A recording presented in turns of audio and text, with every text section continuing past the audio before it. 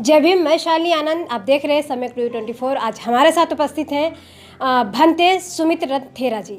तो जैसा कि आप सभी लोग जानते हैं कि भंते जी और उनकी समस्त टीम, जो पूरी बौद्ध भिक्षु संघ की टीम है और जितने बौद्ध अनुयायी हैं, वो लगातार अयोध्या में जिस तरह से समतलीकरण के दौरान जो बुद्ध अवशेष निकले थे, इस पर वो काम कर रहे हैं। अयोध्या मतलब साकेत नगरी बचाओ आंदोलन पर वो लगातार काम कर रहे हैं और वहाँ पे बुद्ध विहार बनाने की मांग भी चल रही है। और इसी टॉपिक पे मैं आज बात करूंगी अयोध्या साकेत नगरी पर भंते जी से। तो भंते जी, स्वागत है आपका हमारे चैनल पर। धन्यवाद शालिनी जी। भंते जी, ये बताएं कि जिस तरह से जगह जगह पर जो बुद्ध विरासत निकल रही है, इस पर जो पूरा भिक्षु संघ है वो क्या कर रहा है अभी?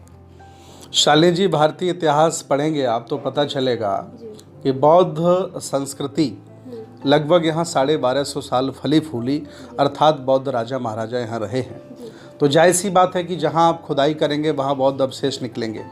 हालांकि अयोध्या में जो बौद्ध अवशेष निकले हैं, जिसे हम पुराना साकेत नगरी मानते हैं, इस आंदोलन में देश भारत के सभी बौद्ध भिक्षु, सभी सामाजिक, राजनीतिक, धार्मिक, आर्थिक, सरकारी सेवा से जुड़े हुए लोग, जितने भी बाबा साहब डॉक्टर BR अम्बेडकर और तथागत बुद्ध के आंदोलन में विश्वास रखते हैं, सभी लोगों ने कमर कस ली है और अपने अपने स्तर से सभी लोग काम कर रहे हैं। साकेत नगरी में जिस तरह से बुद्ध अवशेष निकले हैं, तो इस पर आप किस तरह से दावा कर रहे हैं? साकेत बहुत बड़ी बौद्ध विरासत है। वहाँ ह्वेंसांग यात्रा के दौरान आए थे, उनका पूरा डायरी हमारे पास है, उनकी यात्रा वर्णन मेरे पास है। बौद्ध दार्शनिक अशंग और वसुमित्र ने रह कर के वहाँ पढ़ाई की थी। 8वीं और 7वीं शताब्दी के दौरान जब सम्राट हर्षवर्धन यहाँ के शासक थे, तो वहाँ बहुत बड़ा संगाराम था। और महायानी हीनयानी परंपरा में कई साहित्यों में साकेत का जिक्र मिलता है, इसलिए साकेत मेरी नगरी है।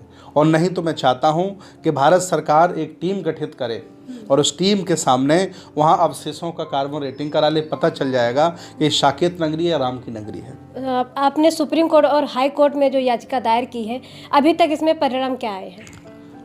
हमारी साकेत मुक्ति आंदोलन की टीम सुप्रीम कोर्ट पहुंची। डॉक्टर अम्बेडकर बोधिकुंज फाउंडेशन के माध्यम से मेरी याचिका स्वीकार की गई और कल 20 तारीख है, कल हमारी याचिका की सुनवाई है।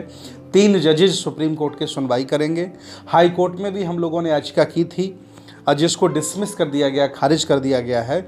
अभी हम सुप्रीम कोर्ट हाई कोर्ट के भरोसे हैं और जब सुप्रीम कोर्ट हाई कोर्ट हमें न्याय नहीं देगा तो हम जनता की अदालत में चले जाएंगे।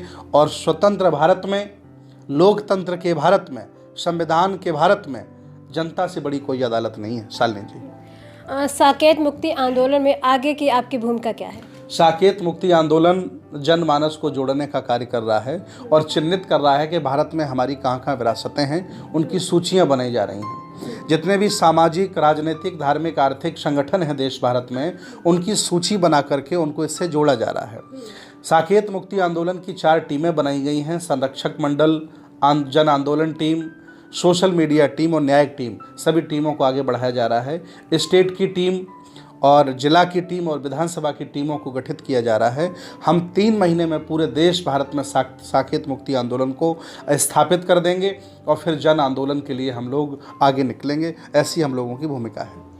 जैसा कि आपने कहा कि आपने याचिका दायर की है और कल इसकी सुनवाई भी है, तो अगर संतोषपूर्ण इसका फैसला नहीं होता है तो पूरा बौद्ध भिक्षु संघ क्या आगे कदम उठाएगा?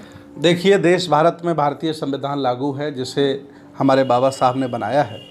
और भारतीय संविधान के तहत न्याय प्रणाली, न्याय व्यवस्था, ये तीसरा स्तंभ होती है। तो मुझे चूँकि संविधान पर विश्वास है तो न्यायिक प्रणाली, न्याय व्यवस्था पर भी विश्वास है। अगर सुप्रीम कोर्ट, हाई कोर्ट हमें न्याय नहीं देगा तो हम जनता की अदालत में चले जाएंगे। और जो लोग इस समय काबिज बैठे हैं, जिन्होंने संविधान की गर्दन पकड़ी हुई है, जो सत्ता पर काबिज बैठे हैं, जन आंदोलन के माध्यम से हम उन्हें उखाड़ करके फेंक देंगे।